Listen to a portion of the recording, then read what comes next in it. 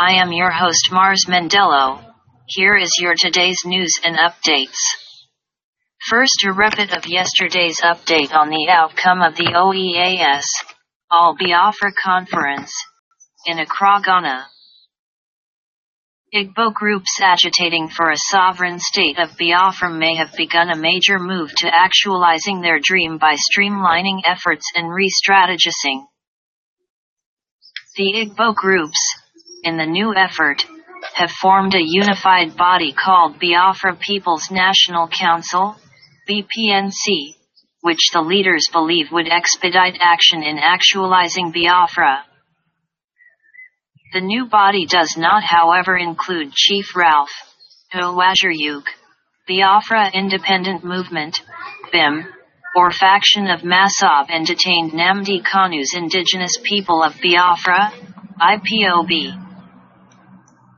The groups and leaders who formed BPNC include Mr. Uchenna faction of Masob, Mr. Felix Abayoha, Eastern People's Congress, Mr. Austin Mary Ndokwu, Biafra Liberation Council, Mr. Osita Chukwu Agbanari Nam, Salvation People Biafra, Mr. Jackson Nebekokwu, A Quench Organization. Others are Mr. Adil Shakatabia, Biafra Nations Youth League, Reverend Dr. Stanley C. Ajat, Biafra Revolution Organization, Prince Oliver Chidozie, Biafra Liberation Crusade, Mr. Ayers Shimobi, Biafra Movement for Sovereignty, Mr. Godwin Ofor, Biafra Regional Emancipation Movement, Mr. Joseph Ahanani, Billy Organization, and representative of Biafra in the diaspora, Dr. Chukwuma Ijemba. In a communiqué signed by all their leaders, after the All Biafran Conference, ABC Ghana from May 27 to 31, the newly formed BPNC would form a collegiate parliament comprising representatives of Biafra ethnic nationalities and pro-Biafra organizations. They also agreed that Biafra shall be a state founded on equity, fairness, justice, participatory democracy, and egalitarianism and even development. To achieve this, they also agreed that the administrative and political capital of Biafra should not be concentrated in one location but spread across the Biafran land.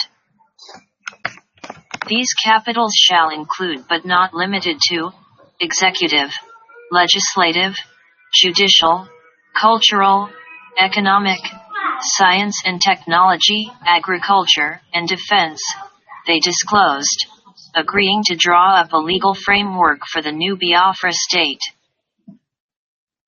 Leaders of the new group frowned and condemned the attitude of the Commonwealth of Nations towards the senseless, cruel, inhuman, degrading and extrajudicial killings of more than 700 unarmed civilians of Biafran origin and pro-Biafran activists by various security apparatus of the federal government of Nigeria and its militias under the disguise of Fulani herdsmen. Accusing the Commonwealth of playing double standards by not invoking sanctions on the federal government, they called on the body to immediately begin a process of expelling the Federal Republic of Nigeria from the Commonwealth of Nations. Now to the final communiqué of the ABC 2016. Communiqué of All Biafra Conference held in Accra, Ghana on 27 to May 31, 2016. Preamble.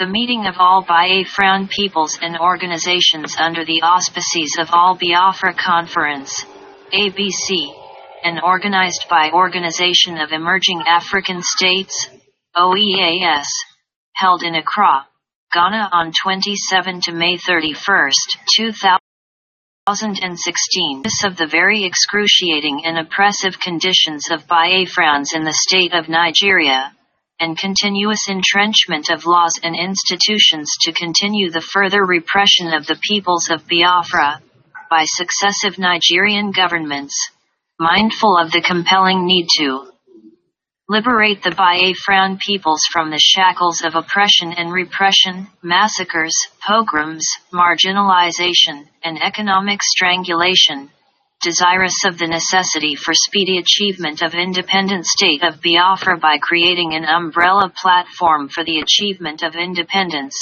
hereby agree and resolved. 1. That all nationalities and organizations that have hitherto existed for purposes of achieving Biafra have come together under the umbrage of Biafra People's National Congress, BPNC. 2. That BPNC will form a collegiate parliament composed of representatives of organizations and nationalities. 3. That Biafra shall be a state founded on equity, fairness, justice, participatory democracy, and egalitarianism and even development. Consequently, the administrative and political centers shall not be concentrated in one location but shall be spread across Biafra land. These centers may include executive, legislature, judiciary, culture, economy, science and technology, agriculture, defense, etc. 4. That the conference agreed to draw up a legal framework for the new Biafra state. 5. The conference demands for the immediate and unconditional release of all Biafran activists incarcerated in the custody of the Nigeria state, including Nnamdi Kanu, Benjamin Onwuka, Chukwuebuka, Ikenwe and many others. 6. 10. The conference further demands that the Nigeria state should stop the killings and massacre of Biafra peoples and destruction of their properties under various guises, including but not limited to judicial executions, extrajudicial killings by security agencies with criminal acquiescence of Fulani herdsmen and collaborating with them in the massive violence and xenophobic attacks on Biafran peoples.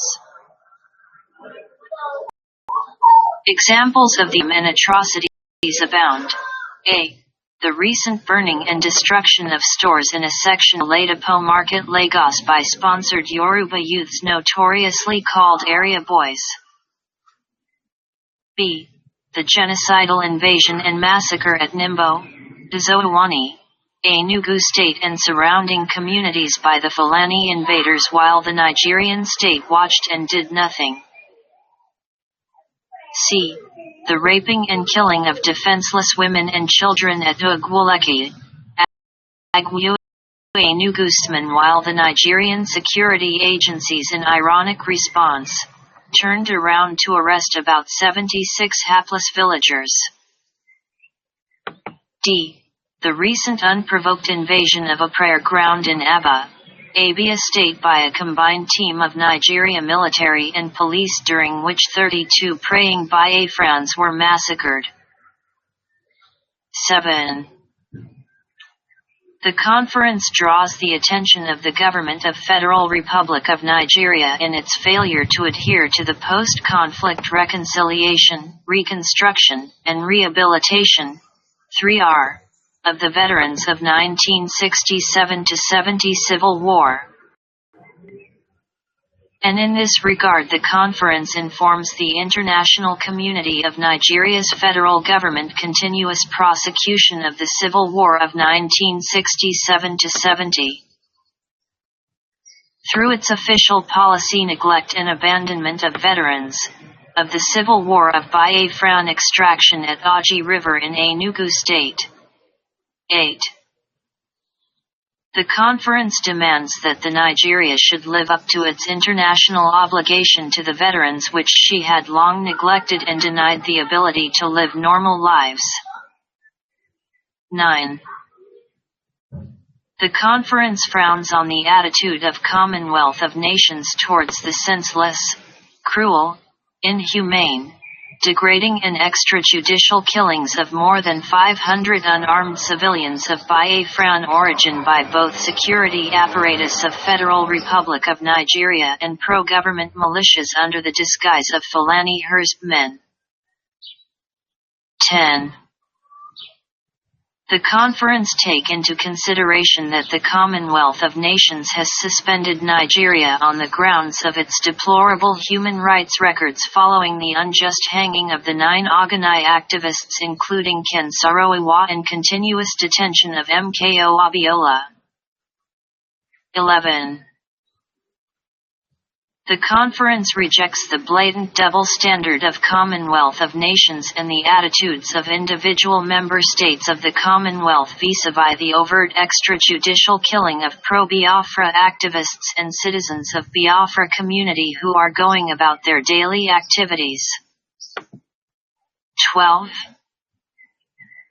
The conference requests Commonwealth of Nations to live to its very norms and principles rights to immediately being the process of expelling Nigeria from the Commonwealth of Nations based on the compliance of Harare Commonwealth Declaration of 1995. 13. The conference furthermore requests that it is the right of the Commonwealth of Nations to respect its founding principles which it did over the killing of 9 Ogoni activists and which it must do now over the illegal arrest, incessant torture, detention, and imprisonment of the director of Radio Biafra, Nnamdi Kanu, Ben Onwuka Chukwuebuka Ikenwe and other continuous, merciless, and senseless killing of pro-Biafra activists. 14. The conference frowns on the silence of the global Christian leadership in the continuous attack of men and women of the flock in Biafranland, the burning of the Christian places of worship within the confinement of the territory of Biafra. 15. The conference noted with satisfaction the present reaction of the global Christian community over the attack of the members of Syrian Christian community and their places of worship by extremist elements of the Islamic faith.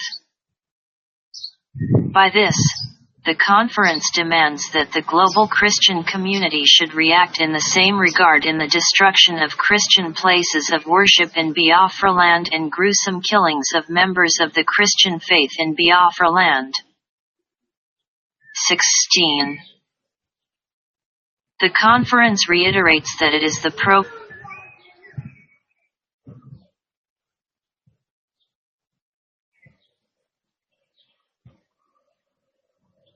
government militias that has turned political and important human rights discuss into one of religious intolerance.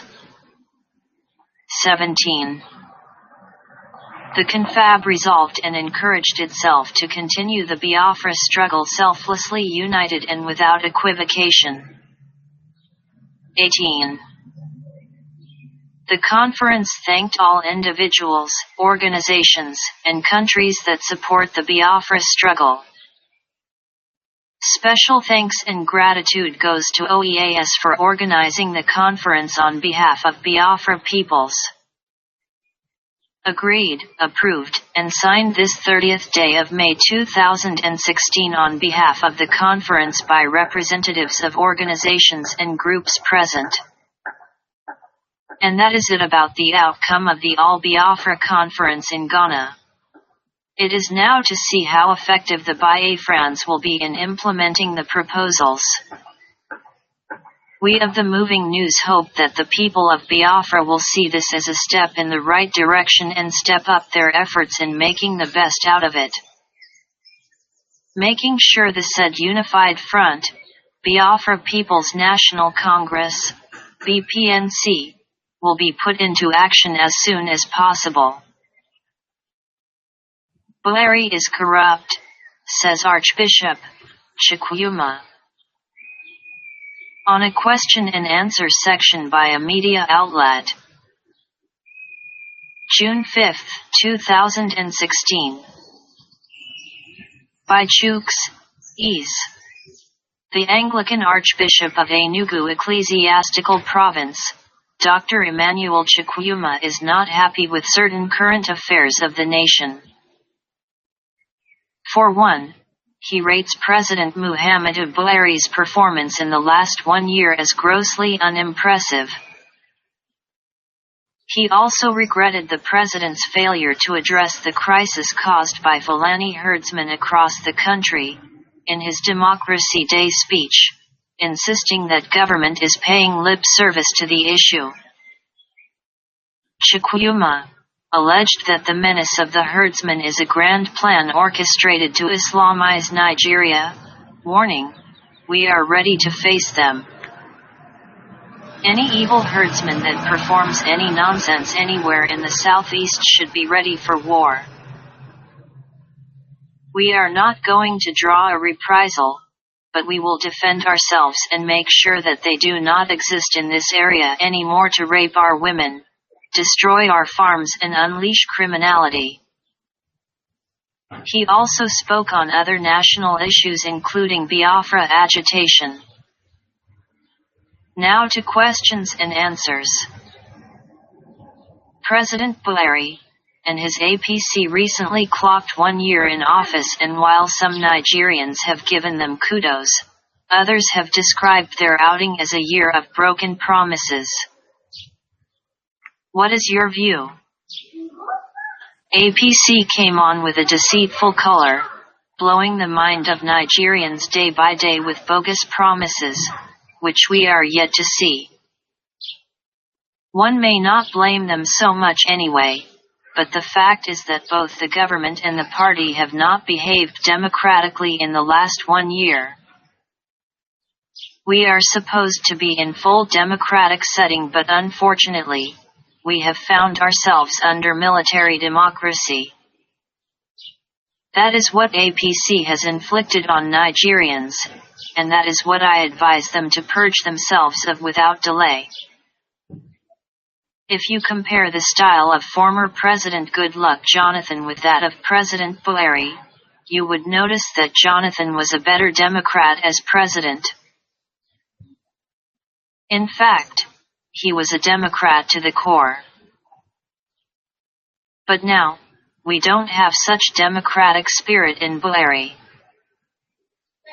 It is such spirit that reassures citizens that their president realizes that democracy is actually government of the people, by the people, and for the people. Where do you have such assurances under the present dispensation? Everything is militarized, which is not healthy. We are aware, with shock, that the quantum of spoil and financial depletion that occurred in the last 16 years is so enormous that it cannot be effectively addressed within 1 year. We can also accept the excuse that 1 year is not enough to effect the desired recovery, reconstruction, and rehabilitate the nation's economy infrastructure. But Buhari and APC should also know that Nigerians would not allow it to continue to run the country through intimidation, victimization, and spirit of witch hunting. Things must be done in an atmosphere of love, care, and concern. Citizens should be made to see and be convinced that the APC has truly come to repair and not to destroy. There is a way corruption is fought and you end up destroying whatever that is remaining. He who is saying look at a peck in your eyes should remove his own first. There may be good intentions to fight corruption and reposition the economy of the country, no doubt, but the way they are going about it lacks coordination and professionalism. The government lacks professional financial economists that will help it to put things in proper perspective. I have said it before and I am repeating it again that the Minister of Finance is immature and unsuitable to manage the nation's economy at this critical time. All we have seen her do in the last 1 year is just speaking English, which cannot help the economy in any way. I don't think she has any capacity in financial management to handle the management of Nigeria's economy. I do not have anything against her person, but I am sure that we have several citizens who are much more seasoned and qualified to manage our economy. As we speak, there is no clear economic team, no clear direction of the economy. Our economy is down, our foreign reserve is down, hunger is high and domestic pump price of petrol is high. So, citizens are helpless. Part of the reason for all these problems is because most of the Buhari's cabinet members, which took him almost 6 months to put together, were appointed on sentimental basis, not professional basis. For instance, Babatunde Fashola is a lawyer, who would have fitted better as Attorney General of the Federation, but you find him in power, works in housing. What does he know about power? Yes, he was a governor, but being a governor is different from being a federal minister. They are not even related at all. Headship of a ministry should be purely on professional basis. Look at Chris Njij that is in labor. He is a medical doctor that would have fitted better in the health sector. There are several others like that. Nigeria has come to a point where appointments should take the shape of round pegs in round holes and not the other way round. The president did well by appointing medical experts as both the senior and junior ministers to man the health ministry, and it is commendable. He should shun corruption and repeat same in other sectors. Are you implying that the APC government is corrupt? They cannot say they are free of corruption.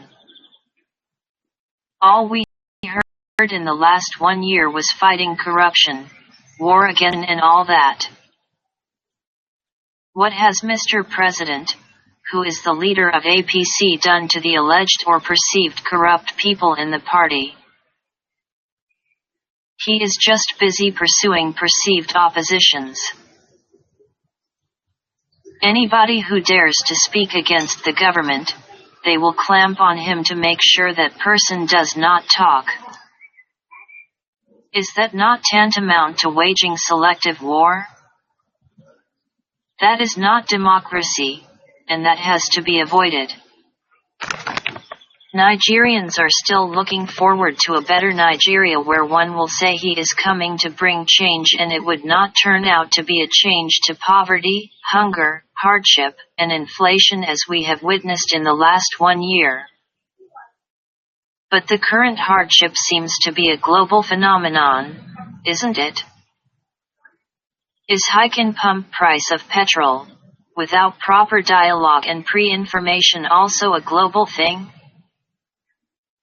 Can you mention any country in the world that can hike the domestic price of petroleum products overnight to the tune of about 80% even when the price of the commodity has crashed at the international market?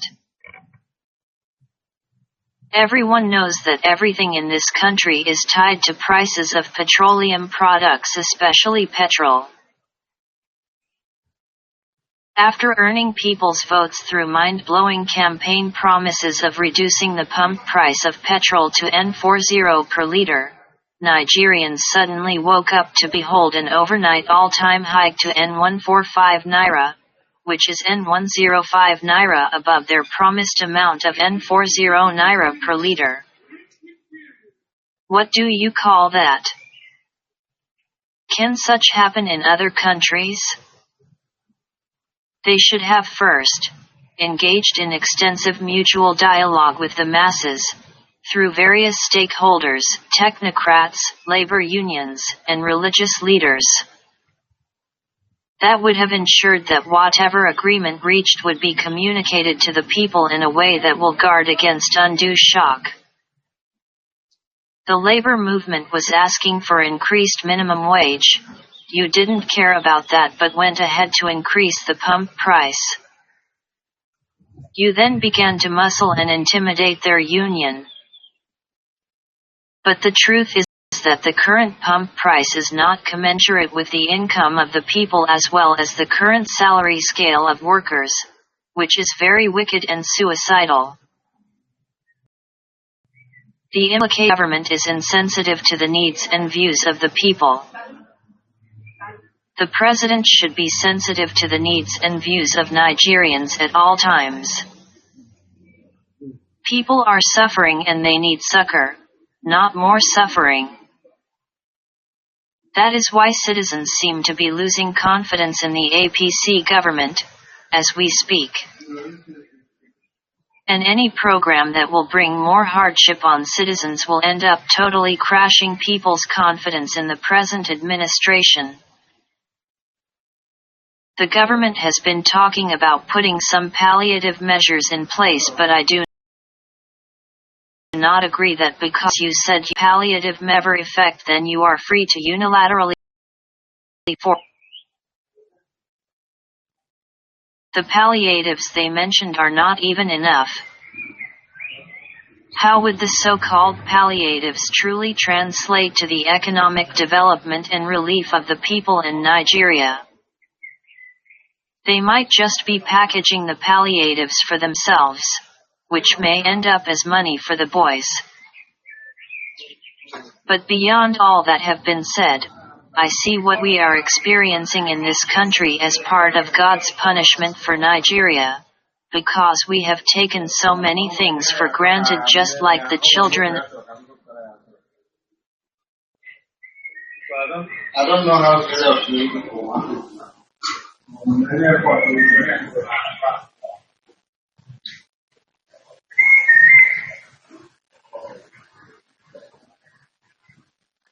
Yes. In a platform, in a platform, you can hear always in a platform. Okay. So that's what I can say now.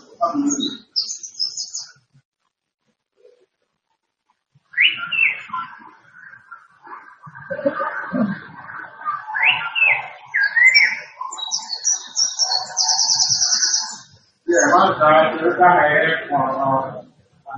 yes, my side of the side.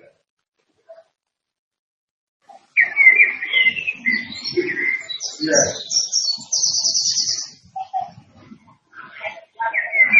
That is the one we got to be able to report, so we just have to come in mind.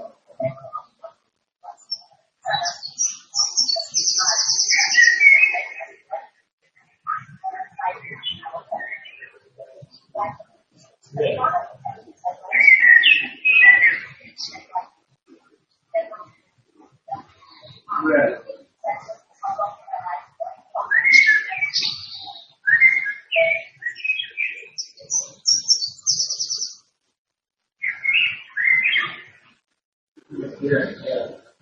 So, if I want to go to all the things and do more anything, and that's my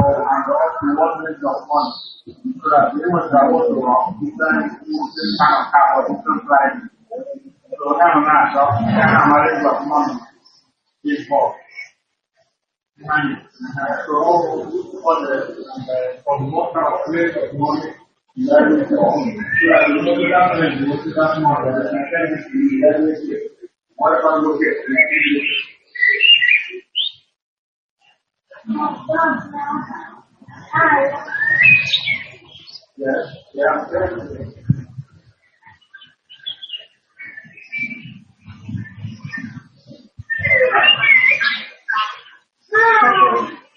99, 2000.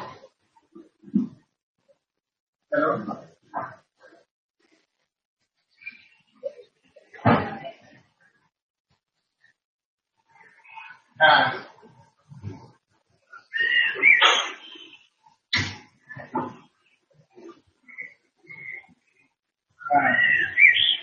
Okay. Okay. Okay, we got I thought about the Honda. That's number 2341. From every from 98. 98, 99, 2000 to 2005. Come get sent again. Then then I will see also their prices. Prices they have the prices this to that effect. Then I'll send it to you. Yes. Then we start to come from there. Yes, sir. Yeah. I want something anyway. We can get anyone in the cars are cheap. You know, it depends. Like the place of work. Oh, why we want you ship it? Because it's not very easy here. We're really just trying to manage, but we're looking up to God. Not Chineke hearing them on Aka because other child is here, you know. Oh, your body is in my sister. Child is here, this is at all. So I don't take over one Maka. It's not even now.